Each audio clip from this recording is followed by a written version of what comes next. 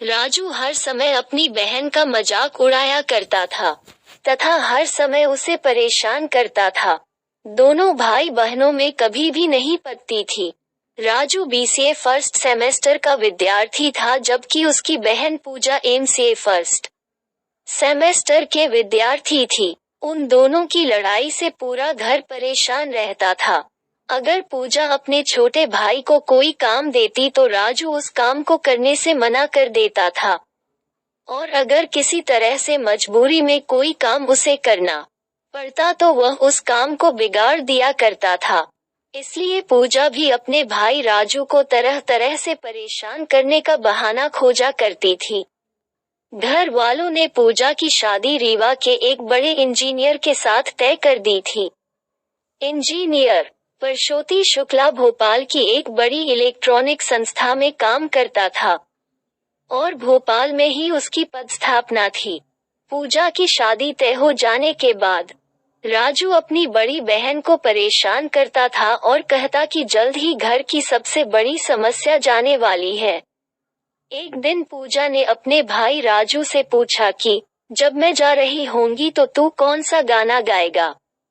राजू अपनी बहन को चिढ़ाने के लिए बोला कि मैं तो एक बहुत ही मस्त गाना गाऊंगा, रुक मैं तुझे सुनाता हूँ। गाड़ी वाला आया घर से कचरा निकाल, गाड़ी वाला आया घर से कचरा निकाल, और जोर जोर से हंसने लगा।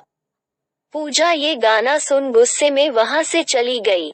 शादी को अब बस 10 दिन ही बचे थे। राजू का मन अब भारी होने लगा था। वह अब अकेले अकेले रहता था। बहन से झगड़ा बिल्कुल नहीं करता था। पूजा को अब राजू का बर्ताव कुछ कुछ खटकने सा लगा था। उसे लगा बात बात में लड़ने वाला मेरा ये छोटा भाई आजकल बहुत कटा कटा क्यों रहता है। इस समय मेरी हर बात चुपचाप सुन लेता है। जो काम करने के लिए कहती हूँ उसे बिना नौटंकी किए पूरा कर देता है। पूजा एक दिन राजू के दोस्तों को शादी में आने का निमंत्रण दे रही थी। उस समय राजू का एक दोस्त पप्पू ने पूजा को बताया कि दीदी तुम्हारी शादी होने वाली है और अब तुम घर छोड़कर अपने ससुराल चली जाओगी, इसलिए इस समय राजू बहुत दुखी रहता है।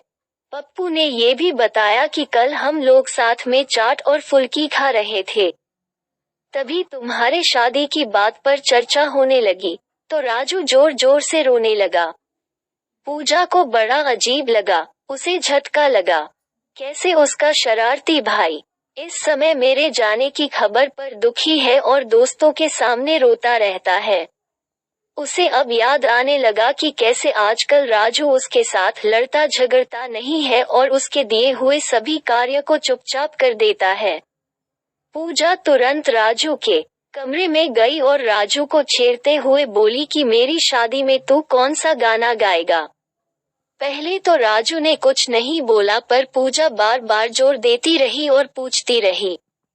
तब राजू ने भारी मन से बोला, मैंने तो पहले ही बता दिया था कि मैं कौन सा